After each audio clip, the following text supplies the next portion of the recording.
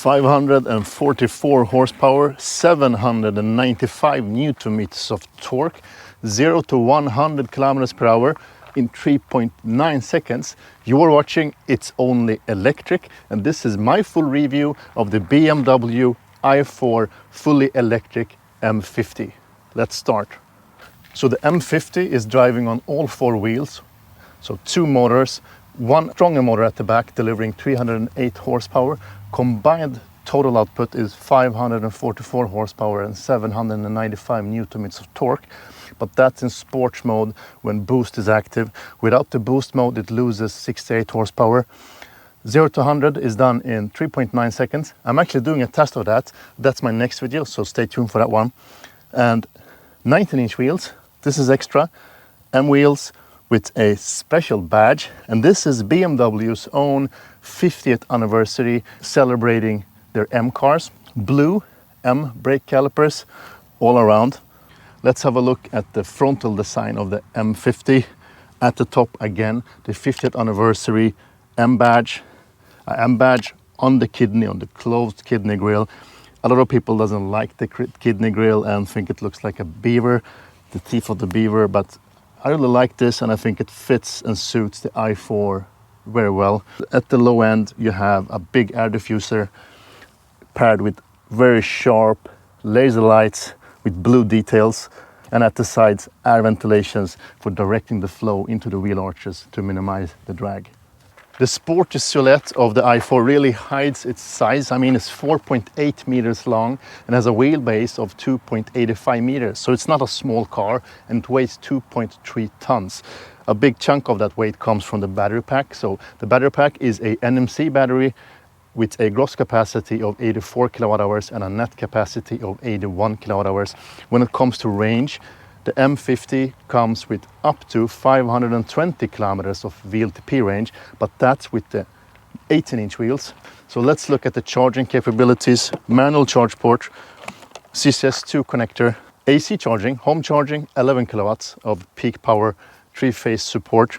When it comes to fast charging or DC charging, a top speed of 205 kilowatts can be achieved. It charges from 10 to 80% in 31 minutes. So it has fairly good charging capabilities. And I mean, for being a hybrid platform built for both electric cars and combustion engine cars, this one actually delivers above my expectations in a lot of areas. Before looking at the interior of the i4, let's check some practical aspects and look at the boot.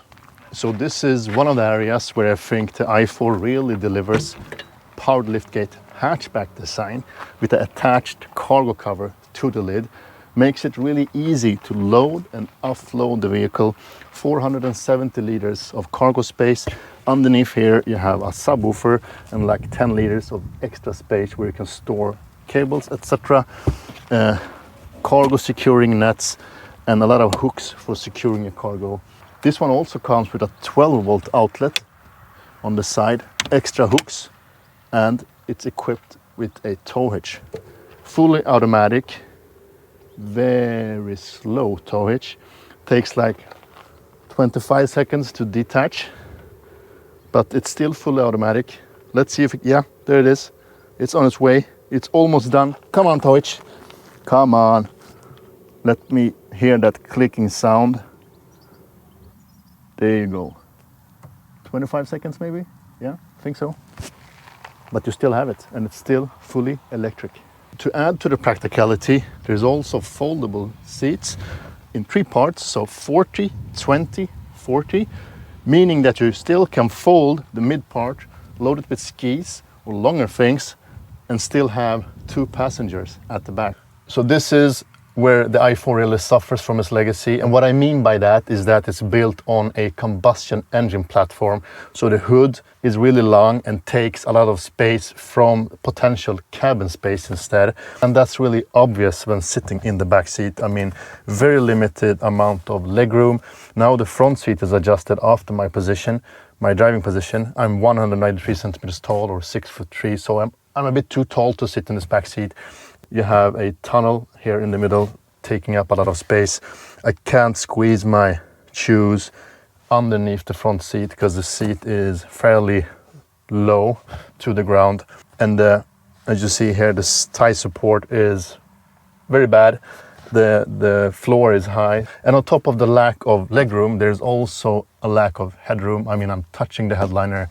It's way too cramped inside the back seat. So this is obviously not the place to put grown-ups over 180 centimeters. So when it comes to equipment and luxury at the back seat, I like the materials of the seats, the leather seats, really well made, and 2 manually adjustable air ventilations, seat heating, a climate zone at the back seat so we can adjust the temperature here, 2 USB-C ports. So overall, when it comes to the material choices and the looks of the back seat, it's a really great back seat, and I have nothing to complain about. But when it comes to size and room here, it's really not good. So to the front seat and the materials, this is where legacy is good. BMW is never working with revolution, they are working with evolution, because they have a good platform to build cars on. And you can really tell by sitting in the front seat. I mean, all the materials, all the builds, very sturdy, soft touch, no bad materials anywhere in the cabin. Wherever you feel, it gives you a good feeling of quality. And you really see that this is the cabin of a BMW. If you remove the badge, everyone that has driven a BMW before will be able to tell that this is a BMW. You can't confuse it with another brand. A good mix of materials, in this case carbon fiber inlays with aluminum panels, flows really good, and on top of the dash you have this stitched leather inlays, head-up display at the front, above this long wide screen. It's actually 2 screens. In an earlier video I did about the BMW iX3, I really complained about the amount of hardware buttons. I think this is more balanced. So BMW have done a great job mixing the amount of hardware buttons and screen input, and everything is collected just underneath your hand around the iDrive system and the gear selector. That's really convenient. Otherwise you have a few buttons here at the mid console, volume knob, shuffle buttons, hazard lights, and some defogging functionality. Perfectly enough of hardware buttons. Underneath here you have a Qi charger, USB-A port. I really wanted this to be a USB-C port, or at least 2 ports, 1C and 1A, a 12-volt outlet, 2 adaptive cup holders, and here in the middle you have some limited amount of storage with a USB-C port, well cushioned and nice to rest your arm on. Not adjustable, just a static armrest. The classical BMW interior is matched in a good way with a very wide screen. It's actually 2 screens. A media screen, that's 14.9 screen in a very wide format. Touch screen. At the center, the instrument cluster is 12.3 inch, perfectly sized. You see it really good in between the spokes of the steering wheel. So altogether it looks like 1 screen, but it's really nicely separated into 2 parts. So there's 2 ways of controlling the screen. The first and the best way is the iDrive system. I really love the iDrive system. It's very convenient to place. You rest your arm and you can control the screen with this scrolling wheel here. So you navigate and can use all the functions with this wheel. So it's a really jack of all trades. You can do everything with it. On top of that, you can also use the touchscreen with your fingers. It's a bit far away for that, so the main purpose, the main input possibility here is to use the iDrive system, and I really recommend to use that one instead of pressing the screen. So let's talk about the M seats here. BMW has really managed to solve the equation between sporty seats and comfortable seats. This is the M Sport seats. They are well padded, but not too hard. Some German cars really make sport seats too hard and too Spartan.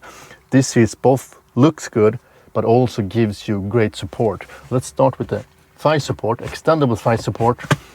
Very good padding, side padding, side bolsters for your seating position, keeps you in the seat, but still gives you the right amount of support. So very well cushioned side bolster support for your back, inflatable, so you can adjust it after your liking. So if you have a wide back, you can lower the pressure in it. If you are a bit thinner, you can inflate them to give you even better support. So really good all over comfort. I mean, you can travel long trips in it and also drive pretty hard in it, and it will give you the right amount of support in every aspect. This one is equipped with a 17-speaker high-end Harman Kardon sound system that delivers a warm and decent sound experience. It is not the best sound system I've heard. It starts to dist a bit on higher volumes, but still the car seems to be very well put together, so it doesn't give me any miss sounds or vibrating sounds in that manner, but it's not on par with other cars. For instance, the sound system in the Tesla Model Y or Tesla Model 3, the high-end system there, sounds better and even warmer and more punch than this system does. But all in all, it delivers a good sound profile, a decent sound, warm sound if you like that. So I think it's worth the upgrade. It's time to move on. It's time to test drive the car. I will try to express the driving experience of the i4 M50, because this is one of the parts where this car really delivers and shines. So let's start. 50-50 weight distribution between the front and rear axle, adaptive M suspension, really low center of gravity, makes this car a really fun driving machine despite its heavy weight of 2.3 tons. Let's talk about the different drive modes. You have 3 different drive modes: Sport, Comfort and Eco Plus. You choose the drive modes by pressing the buttons in the center here or at the screen. So when pressing Sport, for instance, you have 3 different modes: Sport, Sport Boost and Sport Individual. Individual is, as it sounds, the one you adjust and set after your own liking. The Sport Boost mode is the mode that you use when you launch the car to achieve those 3.9 seconds in 0 to 100 time. I, by the way, tried that one, so that's my upcoming video, so stay tuned for the real 0 to 100 and 0 to 60 time of this specific car. So if you don't use the Sport Boost mode, you will lose 68 horsepower, but don't worry, it's still a very snappy and powerful car despite not using the Boost mode. And in Sport mode, you really feel that the suspension stiffens and gives you more support and less body roll in the corners. It gets more engaging and more fun to drive, but also a bit more uncomfortable, especially in the vertical travel. It gets a bit more jumpy, but that's how it should be. So let's switch from Sport mode to Comfort, and immediately you feel the amount of added body roll. It gets a lot softer in the side movement. The steering wheel gets a lot softer. It's a totally different car. And this is the mode to go for when driving on highways, longer trips with your family. You will withstand and have a better comfort on longer trips for sure. And this is the good thing with the M50. You can use it as a very inspiring driving machine, and at the same time you can take it on a long trip together with your family and have a comfortable and silent ride. So without the active suspension, the use case of this car would have been totally different. So a really necessary equipment on the M50. So let's check the different recovery modes or recuperation modes. It's called recovery in the BMW. It has 4 different modes: low, moderate, high and adaptive. I'm really not a fan of the adaptive mode, because adaptive mode adapts and changes the regen depending on the situation the car is in. So for instance, now I'm going down for a slope and it coasts. That's good as such, and that's probably the best use case of the adaptive mode. Otherwise, I always set it to high. High is the mode that gives you the most regeneration or recuperation of energy. It's the most aggressive one and brakes the car the fastest, but it still doesn't bring the car down to a full stop. It goes down to like 8 kilometers per hour, then it continues to roll. So it's not a one pedal driving functionality, and that's sad because I'm really a fan of one pedal driving, and I think that's a really good addition of driving comfort to EVs. And I think every car should have a one pedal drive functionality. Another thing that I really like is, despite its flaw that it's built on a hybrid platform, or actually a combustion engine platform, it still delivers decent efficiency, partly because of its good shape, exterior design, but also due to BMW using efficient equipment like the motors, really efficient motors, and they have also put the strong motor at the back, so when driving on highways in higher speeds, it gets 100% rear-wheel drive biased, turns off the front motor, and that really adds to the efficiency. So this car will deliver good range in good conditions. And I'm actually testing the real range of this car in the next coming episode, so stay tuned for that, and that's actually where I prove the efficiency of this car. Let's give the adaptive suspension some harsher conditions to drive on. So I'm gonna take it on some gravel roads with potholes and bumps and see how well it absorbs those in comfort mode. So now some gravel, some uneven surfaces.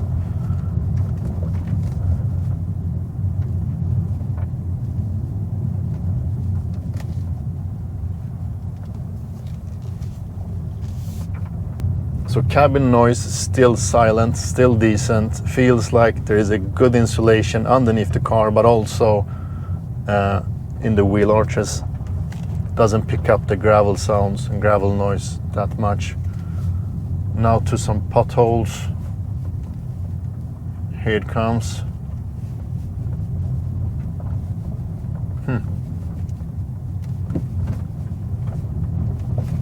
Not that bad actually. When driving on comfort, you really don't think that this, or feel that this is an M car. It's really soft and sophisticated, behaves good even on bad conditions when driving on comfort. Let's do the same test with Sports Mode Active and see how it changes.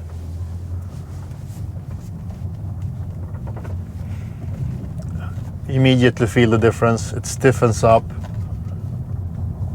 and gets a lot more bumpy. Now I'm meeting a car here. Come on, move on. Thanks. So on sports mode, you immediately feel the difference.